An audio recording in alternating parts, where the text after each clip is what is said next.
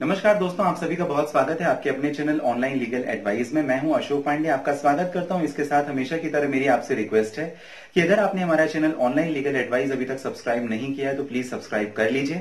इसके साथ bell icon जरूर प्रेस कीजिए जिससे हमारे लीगल इन्फॉर्मेटिव वीडियोज आपको मिलते रहें, आप तक पहुंचते रहें।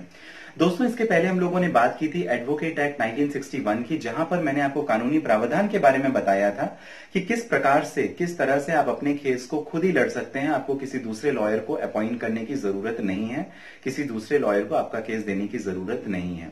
आज हम लोग जिस कानूनी प्रावधान के बारे में बात कर रहे हैं वो है सिविल प्रोसीजर कोड 1908। जी हाँ, हम लोग ऑर्डर 3 रूल 1 की बात कर रहे हैं, जहां पर अपीयरेंस में भी इन पर्सन की बात होती है और जहां पर कोर्ट परमिट कर सकती है किसी भी रिकॉग्नाइज्ड एजेंट को या किसी और प्लीडर को।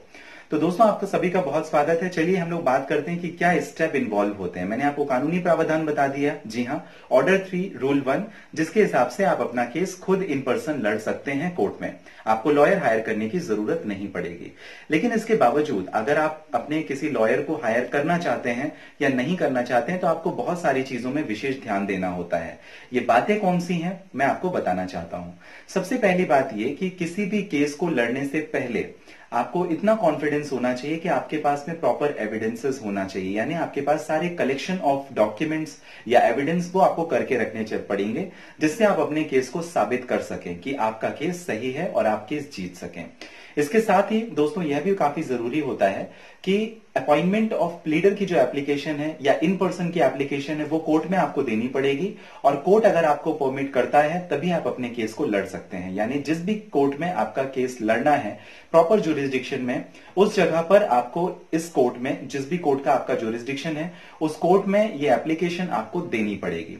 डॉक्यूमेंट्स आपने कलेक्ट कर लिए। अब सबसे इंपॉर्टेंट जो पार्ट आता है वो केस की ड्राफ्टिंग का। जी हाँ, लॉयर प्रोफेशनली ट्रेंड होते हैं, उन्हें पता रहता है कि ड्राफ्टिंग में कौन सी चीजें लिखनी है, कौन सी चीजें नहीं लिखनी है। जनरल इंग्लिश अलग होती है, जनरल हिंदी अलग होती है, लेकिन जो लीगल ड्राफ्टिंग होती है उसके शब्द अलग होते हैं, उसका तरीका अलग होता है। तो आपको यह भी विशेष ध्यान देना होगा अगर आप अपनी ड्राफ्टिंग खुद करते हैं तो ड्राफ्टिंग के लिए किन शब्दों का इस्तेमाल करना चाहिए, किस तरीके से आपको अपनी पिटीशन लिखनी चाहिए, आपका केस तैयार करना चाहिए, आपका केस बनाना चाहिए, उन सारी चीजों में आपको ध्यान देना पड़ेगा। इसके बाद जो तीसरा महत्वपूर्ण पहलू आता है वो आता है फाइलिंग का। यानी आपने डॉक्यूमेंट्स कलेक्ट कर लिए, आपने आपके पिटीशन या केस को ड्राफ्ट कर लिया, तैयार कर लिया, बना लिया, लिख लिया। इसके बाद में जो आपका अगला स्टेप होता है वो होता है फाइलिंग। आपको जो केस कोर्ट में फाइल करना है वो किसी भी कोर्ट में आप नहीं फाइल कर सकते, वो प्रॉपर कॉम्पिटेंट ज्यूरिसडिक्शन या टेरिटोरियल जो भी ज्यूरिसडिक्शन आ रहा है वो प्रॉपर ज्यूरिसडिक्शन में आपका केस फाइल होना चाहिए। यानी ज्यूरिसडिक्शन बहुत इंपॉर्टेंट है, आपको यह भी ध्यान रखना पड़ेगा, क्योंकि अगर आपने आपके केस को किसी गलत ज्यूरिसडिक्शन में फाइल किया तो थोड़े समय के बाद ही आपका केस खत्म हो जाएगा, डिसमिस हो जाएगा। तो यह बहुत ही इंपॉर्टेंट पहलू है कि आप किस जगह पर, किस कोर्ट में आपका केस फाइल करेंगे। इसके बाद आपको यह भी ध्यान रखना पड़ेगा कि आखिर समन किस तरीके से सर्व होते हैं, क्योंकि आपने कोर्ट में केस फाइल कर दिया, कोर्ट ने आपके पिटीशन को अलाउ कर लिया, आपकी भी जो एप्लीकेशन थी ऑर्डर 3 रूल 4 के हिसाब से वो भी अलाउ हो गई, आप अपना केस परस्यू कर सकते हैं। लेकिन अब जो समन का स्टेज है वो भी इंपॉर्टेंट है, क्योंकि जो भी रिस्पोंडेंट है, जो भी प्रतिवादी है, आपको उन तक समन या नोटिस भेजने पड़ेंगे। तो नोटिस भेजने का जो तरीका है, किस तरीके से भेजा जाता है, वो आपको ध्यान रखना पड़ेगा। जो भी कोर्ट का जुडिशियल क्लर्क है उससे आप किस तरीके से कोऑर्डिनेट करेंगे, या जो बेलिफ है कोर्ट का उससे कैसे कोऑर्डिनेट करेंगे, ये सारी चीजें आपको ध्यान रखनी पड़ेगी। इसके अलावा भी काफी सारी चीजें होती, जैसे इंटरिम एप्लीकेशन हो गई, रिप्लाई सबमिट करना हो गया, रिजॉइंडर मिसजॉइंडर हो गए। तो ये सारी चीजों को आपको ध्यान रखना पड़ेगा। जरा आपको सिविल प्रोसीजर कोड में भी झांक करके देखना पड़ेगा कि आखिर कानूनी प्रावधान क्या है। दोस्तों, एग्जामिनेशन, क्रॉस एग्जामिनेशन भी एक कला होती है जो वकीलों को आती है, इस वजह से क्योंकि एक लंबा समय हो जाता है उनको कोर्ट में केसेस लड़ते हुए, देखते सुनते समझते हुए उन्हें आइडिया हो जाता है कि किस तरीके से एग्जामिनेशन या क्रॉस एग्जामिनेशन किसी केस में किया जाता है। तो यह भी एक कला अगर आपको नहीं आती है तो आपको सीखनी पड़ेगी, आपको जाननी पड़ेगी, अगर आप अपने केस को खुद कंटिन्यू करना चाहते हैं तो। इसके साथ भी काफी सारे कोर्ट के खुद के रूल एंड प्रोसीजर होते हैं। कोर्ट फीस कितनी लगनी है यह भी आपको ध्यान रखना पड़ेगा। तो इन सारी चीजों को ध्यान में रखते हुए अगर आप चाहें तो आपका खुद का केस आप फाइल कर सकते हैं, और ये होगा order 3 rule 4 civil procedure code 1908 के हिसाब से। मैंने आपको बताया कि किस तरीके से कोर्ट आपको परमिशन देगी। इसके साथ ही कुछ अलग मैटर्स होते हैं, जैसे आर्बिट्रेशन के मैटर हो गए।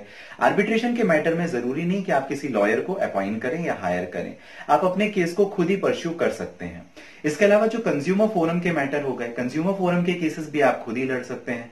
कंज्यूमर फोरम के जो केसेस होते हैं वो आखिर बात ऐसी होती है कि आपका एक फ्रिज खराब हो गया जिसकी कीमत 10 या 12,000 रुपए थी। अब आप किसी लॉयर के पास में अगर आप जाएंगे तो हो सकता है लॉयर ही आपको इतना फीस चार्ज कर ले या इससे ज्यादा कर ले, तो आपका तो इसमें नुकसान है, फायदा तो है नहीं। तो इस हिसाब से जो कंज्यूमर फोरम के भी जो केसेस होते हैं आप खुद ही अपने केसेस को लड़ सकते हैं।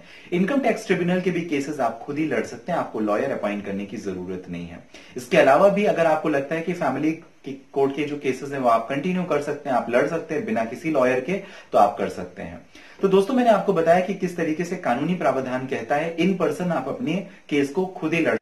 दोस्तों इसके साथ ही अगर आपने हमारा चैनल ऑनलाइन लीगल एडवाइस अभी तक सब्सक्राइब नहीं किया तो प्लीज आप सब्सक्राइब कर लीजिए। आज हम लोगों ने जिस कानूनी प्रावधान के बारे में बात किया वो था ऑर्डर 3 रूल 4, जहां पर आप अपने केस को इन पर्सन लड़ सकते हैं। इसके पहले जो वीडियो था जहां पर मैंने आपको बताया कि एडवोकेट एक्ट 1961 में क्या कानूनी प्रावधान है, जिसके हिसाब से सेक्शन 32 में आपको कानून प्रावधानित करता है आप अगर अपने केस को खुद लड़ना चाहते हैं। इसके साथ ही आपको यह बात ध्यान रखनी पड़ेगी कि हर बार कोई भी एक रात में लर्निंग नहीं बनता है, आपको एक लंबा समय देना पड़ता है लीगल प्रोफेशन में।